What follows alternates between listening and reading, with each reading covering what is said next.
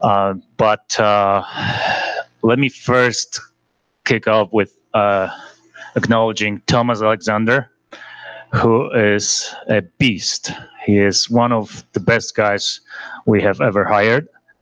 He came to us from Institute for Quantum Computing, University of Waterloo, Ontario, Canada. He started about a half a year ago, and when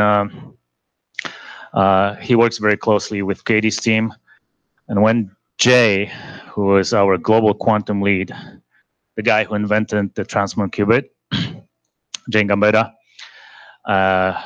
when he asked where Thomas is over Christmas last December, we said that, well, he took 2 weeks off and he went back home to Canada because he's been working so hard that he got to the point that he needed a break. So what Thomas created is an OpenPulse architecture. It's a framework which allows you, the users out there, to have almost, or will allow you soon, almost the same access as we have in the building. So I can literally go into the backend source code and I can change whatever I want regarding my, control electronics, which you guys don't have yet. So Thomas has been working on that for about 6 months. And Jay's comment in December was like, oh, so Thomas is really good, right? I mean, it took him 2 years to make this OpenPulse. So Jay forgot that Thomas has been hired in July and he was able to make this within half a year. So that's why I say Thomas is a beast, and all the many thanks and acknowledgments should go to him. So if you could do me a favor, if you could just write down this email and just bombard him with emails saying, hey, Thomas, good job. Thank you very much. I'm sure he will appreciate that. Okay, so before I actually tell you how OpenPulse works, it's still in very preliminary stages, but nevertheless it works. We're going to show you some Rabi experiments, how you can do a qubit spectroscopy, and how you will be able to do qubit spectroscopy on our 20 qubit Poughkeepsie device, or Tokyo, whichever you will have access to. Let me take a step back because I want to be as straightforward as I can with you. And if there are any questions, raise your hand, ask me, or grab us after the presentation. So remember yesterday when I told you that the qubits operate at 5 gigahertz frequency and they're hybridized, they're capacitively coupled to a readout resonator, which operates at 7 gigahertz frequency. So those frequencies are very important. Why? Because when we say gates, we're going to run a Hadamard gate or a CNOT gate. What does that actually mean, right? Those are little squares on quantum experience with an H inside and a blue background, and you just drag and drop it onto the score, and it's going to execute something. Excuse me. But you should always ask the question, what's behind it? And what's behind it is microwave pulses. And what is a pulse? Well, let's just draw one.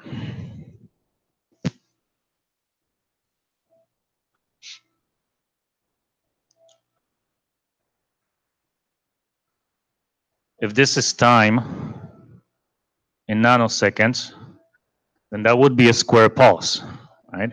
And somewhere here, there will be a t equals 0, and there will be a little bit of a delay, and then this pulse will have a width,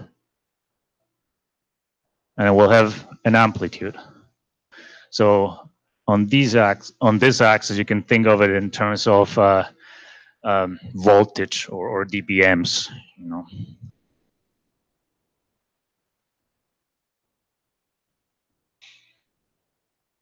So is this actually a square pulse? Well, it looks like a square pulse, but it doesn't have the 5 gigahertz carrier frequency in there, right? So this is a pulse envelope, and that is being generated by one of those two guys, which is an AWG, arbitrary waveform generator.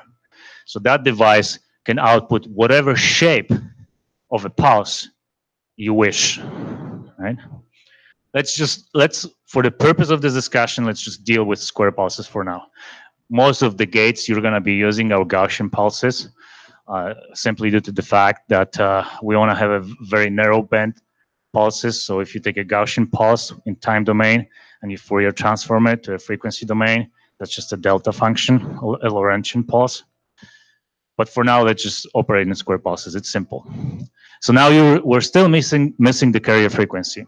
And that is provided by a RF synthesizer. It's a microwave source. And you can just buy them commercially off the shelf. Agilent, Tektronix, and Rod & Schwartz, Holsworth, they all make them. So what comes out from the red box is basically this. Right? And if you look, what is the wavelength? Well, for us, it's 5 gigahertz. Because that's how we design our qubits. That's how we fabricate our qubits. So this, we take this, and we take this. And we mix it using a microwave mixer. And then we do a bunch of amplification, filtering, switching, cleaning a little bit. And then we put it into a dilution refrigerator right here. So what exactly goes in there is actually this.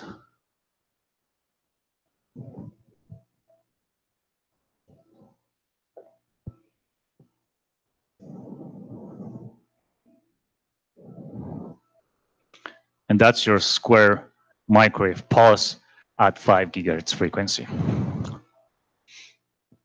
So 5 gigahertz means control, quantum control means your gates. So this is this, I'm gonna keep going back and referring to the quantum experience, those little cute square boxes with an H in there, for example. And then you have this blue box, which has a dial on it, which is defined as a measurement. That's also a microwave pulse. So the microwave pulse will come typically after the control pulse, after you did your gate. And that microwave pulse will also be a square pulse.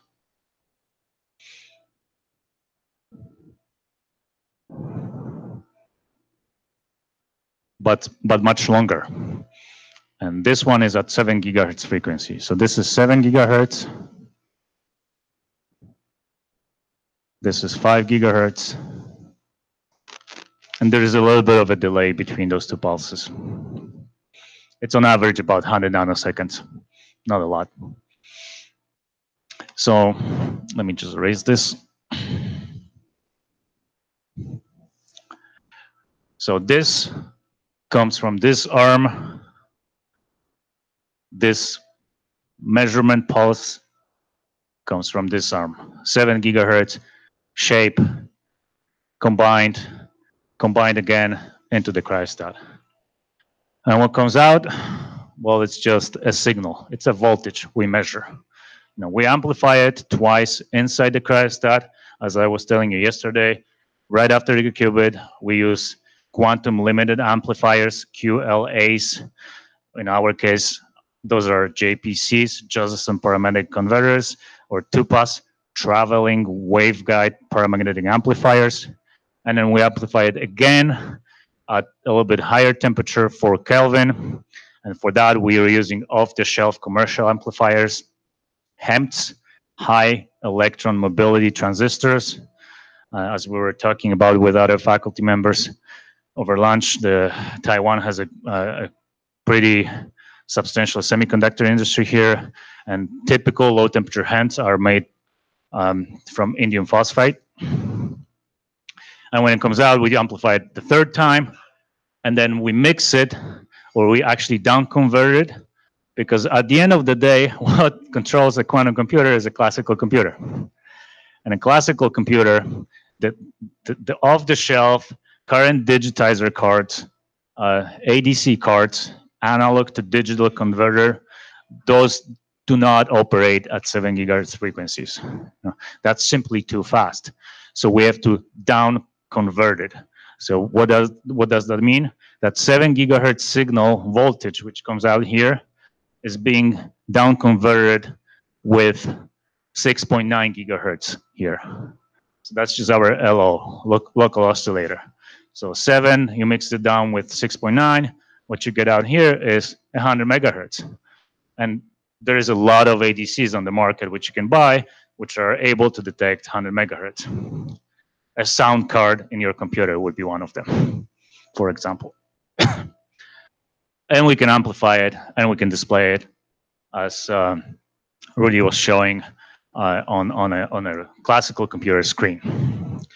Why am I saying all of this? Because when we go to the OpenPulse, you need to understand what actually happens, behind the curtain. Not only cute little square boxes you can drag and drop, and you can get your 2-qubit gate fidelities or all sorts of quantum chemistry experiments. But this is very important. What this will enable you is not only to push the research forward, but you will also be able to actually tweak your quantum chemistry experiments. Because you might have an idea. There's a whole class of subset of research in terms of control, quantum control. And it's one of them is called optimal quantum control, where you can shape the pulses based on the Hamiltonian or spectral densities in your system. You can address them, you can turn them off, or you can enhance them by just changing the shape of the pulse. And that's what you would like to do when you get that deep in your research career in quantum control. So by shaping the pulses, you need to have the ability to go from a square to maybe a Gaussian or any kind of other shape. You need to have the ability to change the frequency. And for sure, you want to change the amplitude and do all sorts of calibrations. So right now, you cannot do that because we predefine the pulses for you and we save them. We calibrate the pulses, let's say once a day, once a week, depends on the weather or humidity. And then you can just drag and drop them. This will give you the ability to not only use a cute little squares, but also use Qiskit or OpenPulse, which will become a part of Qiskit, to do that on the fly. So let's switch. We're gonna switch computers now.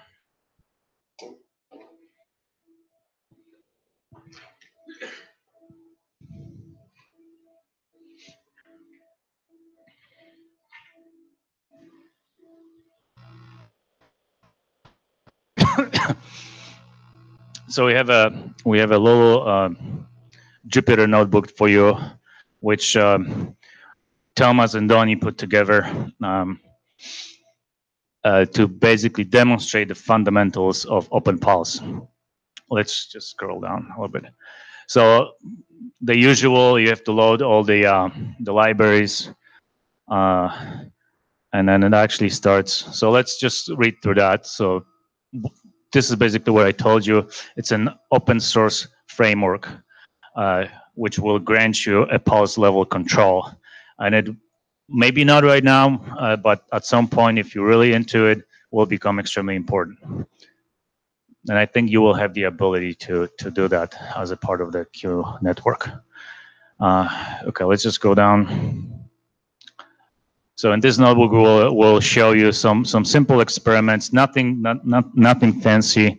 We don't really have the time for that, but you will get an idea what a Rabi experiment is.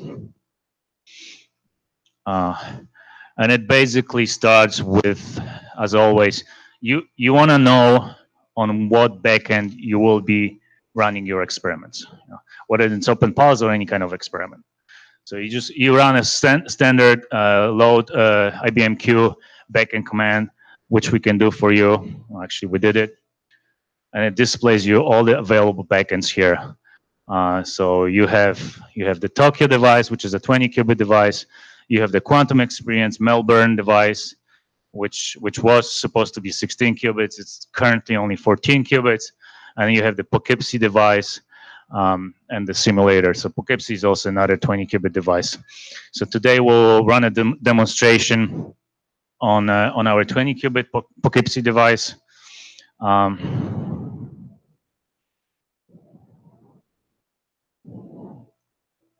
Okay. And I will tell you that particular device has 20 qubits. And this is the mapping. So you can pull the mapping. It will become important if you want to, let's say, change the shape of a pulse and look at the qubit 4, which is then coupled to qubit 3. So this is fairly standard. Let's go down.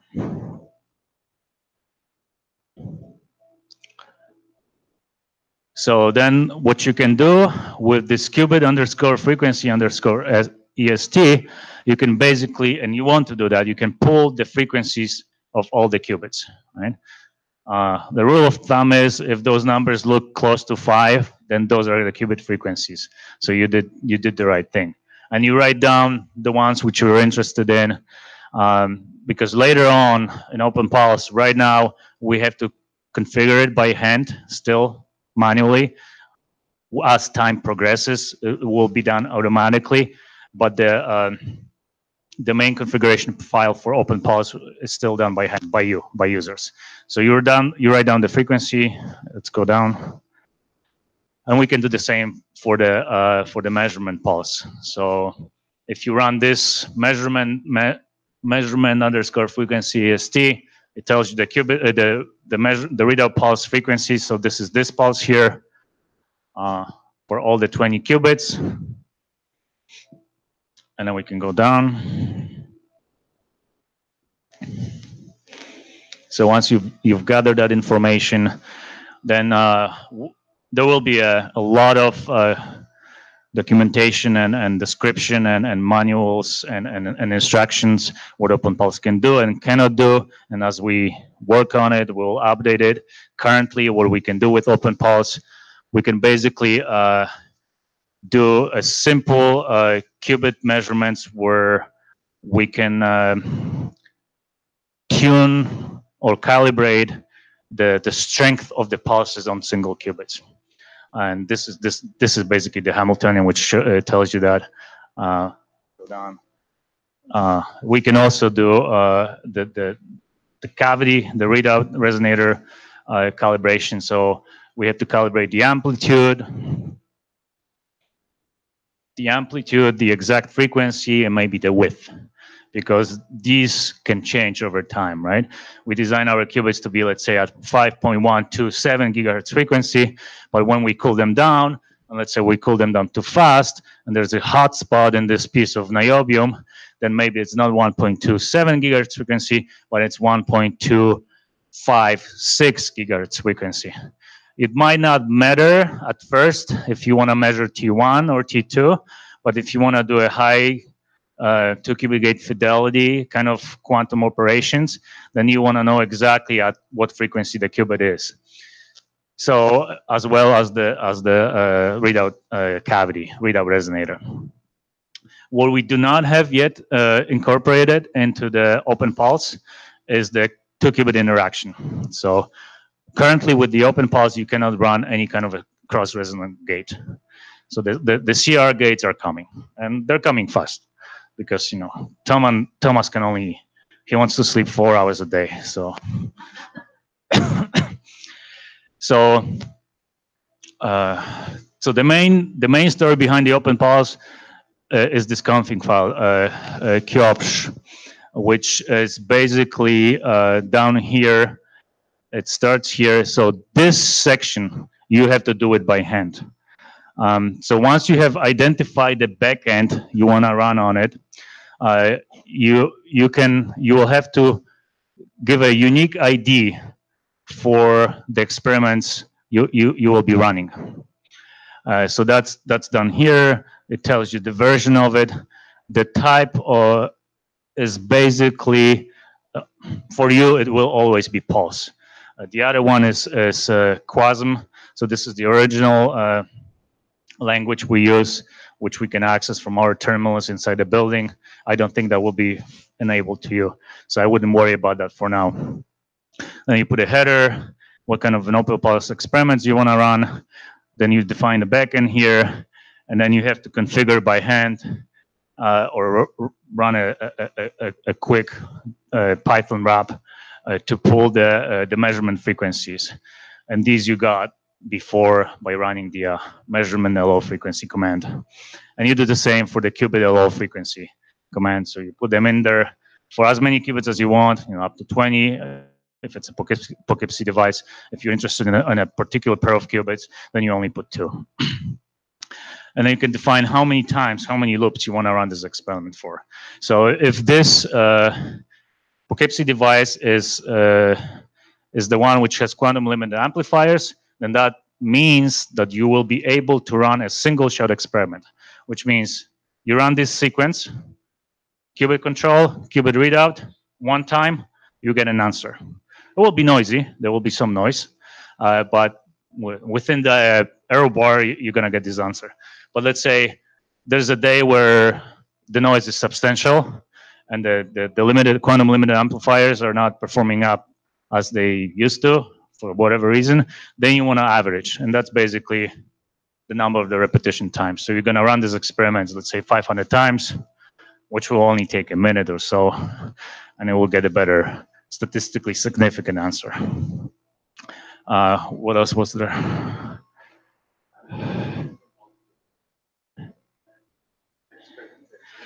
Yeah, so basically this is all the explanations we were talking about. Yeah, you should know about this paper. So if you go to archive, it's 1809.03452 is the archive paper on OpenPulse, and it has all the information you need. We'll share that link with you, so you will have it. And there is a whole bunch of pulses we're working on, so they're kind of predefined for you, so you don't have to define them, because very often you're not going to be only using square pulses. You will want to try some Gaussian, some other pulses. So these are defined here. Let's go to the next one. Okay, you can define a qubit subset you would like to run your operations on. This is the qubit 1 and 2, or 0 and 1 on the Poughkeepsie device, but you might as well just put 0, 1, 2, 3, and so on if you want to include all the 20 qubits.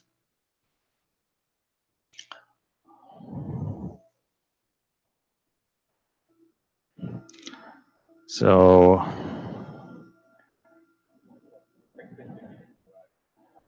yeah. So then we have a simple experiment. So here, what we can do here is called a CW-Rabi experiment, where we can basically keep this pulse, the width of it constant, and we can sweep the frequency, the carrier frequency in this pulse. So what I mean by sweeping is, remember, you have your qubit. Someone colorblind in the audience? Can you see red? Okay. It happened to me so many times, so it's actually a funny story. My former boss from IQC from Waterloo, he was colorblind, and we always like to tease him a little bit using red markers. He couldn't see the contrast because it's much less of a contrast if you use a black marker. So we would write something on the whiteboard, and he would get so angry.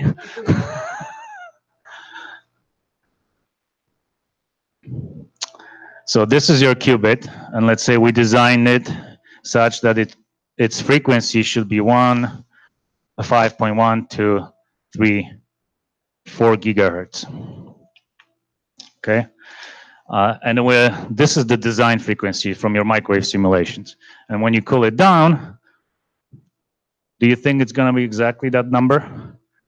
To 200 kilohertz precision? Well, I don't think so. Because what's going to happen when you cool it down, things are going to thermally contract. Those two niobium capacitor pads, where the gap between them was supposed to be let's say 100 micrometers exactly, at least in the microwave simulations, in your classical simulation package. When those shrink a little bit, let's say by 1 micrometer, and the gap changes, well, then some of those digits might change. You change the capacitance, right? The qubit frequency is proportional to the capacitance and the inductance of the qubit, then the qubit frequency is going to change. So what you want to do after everything is cold and it's settled down, let's say at 10 millikelvin temperature, you would like to do a qubit spectroscopy. And what that means is, if you look at the frequency in gigahertz, then somewhere at some point the qubit should resonate, right? So what qubit spectroscopy means, remember my diagram of the room temperature electronics? I'm gonna take the frequency from that RF synthesizer, the red box, which was somewhere up here. And I can do it because that box is designed such that you can change the frequency, you can step it. So I can step that frequency, you know, with whatever resolution I've been given, let's say 0.1 hertz, and I can keep on doing that on the frequency scale until I hit the actual qubit frequency, and all that energy which I'm sweeping into the system, it's gonna get absorbed. And then I'm gonna see a dip. And that's where my qubit frequency is, right?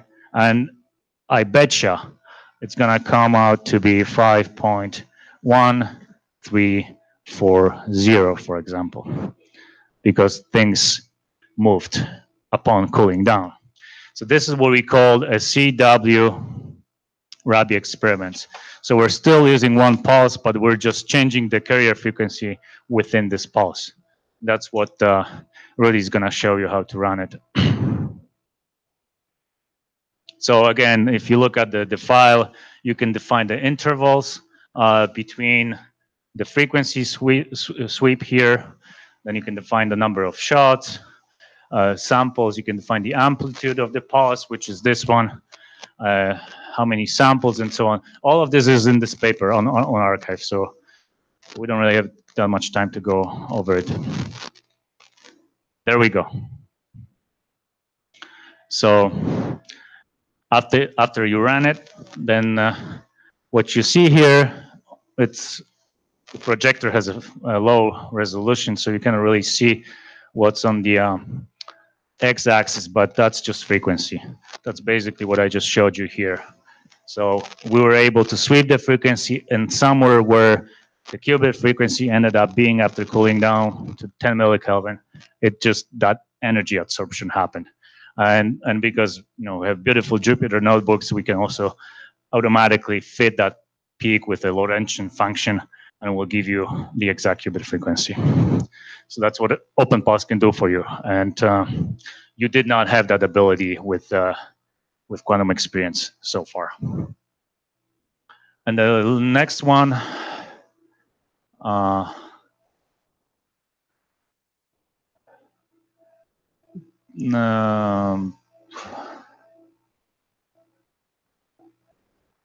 so we can, yeah, that's basically the same. Is there another one? Okay, then you can also find what is the exact X rotation. So if you go back to the block sphere picture, let me just erase that.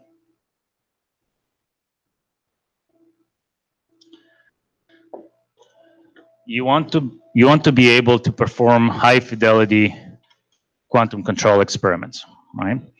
So on the block sphere picture,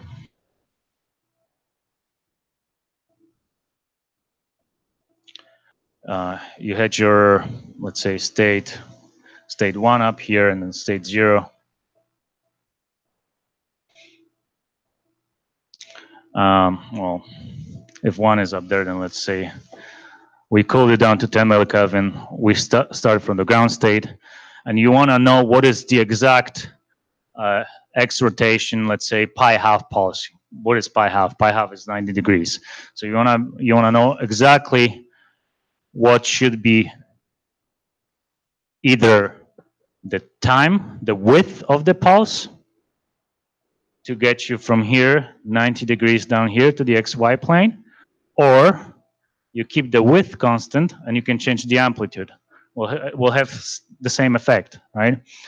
I don't know if they've taken any kind of nuclear magnetic resonance classes. Okay, so if you go to a hospital and you need to get an MRI, magnetic resonance imaging, they stick you into a big magnet. What that magnet does, it takes the hydrogen nuclear spin, which is 80% of your body is water, and those teeny tiny spins, magnets, are getting aligned with the main magnetic field in this big coil you're sitting in. So this is your teeny tiny magnet. Now, around your head, there's a bunch of gradient coils, RF coils, which create a magnetic field which is perpendicular to the main magnetic field. And those coils can apply a magnetic field which will have an amplitude, a pulse of it, or it will have a width. And if you keep the amplitude constant, then you can change the width as long as you go from this vector being aligned with the main magnetic field 90 degrees to it, right? And then you turn it off. And that's my 90-degree pulse with the width of 3 microseconds in the case of MRI. For us, this width can be, let's say, 100 nanoseconds. But it turns out that the resolution of that is actually lower than changing the amplitude and keeping the width constant. It will have the same effect, right? You keep the width constant and you're adding more energy, making a stronger pulse. It will still turn your nuclear spin by 90 degrees. And once you get to this plane, you turn it off. And that's exactly what this experiment can do, what OpenPulse gives you the ability to it. And why, we can go and talk about the technicalities of it. Why is it that changing the amplitude is better than changing the width? Well, simply because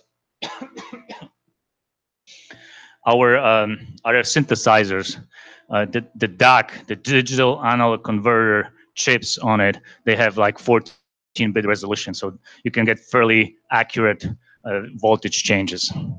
So why don't we run that? It's the same idea. You pick the number of shots, and then you will see what happens.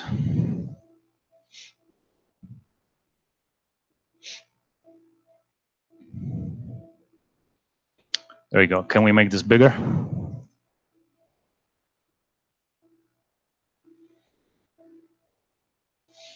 So,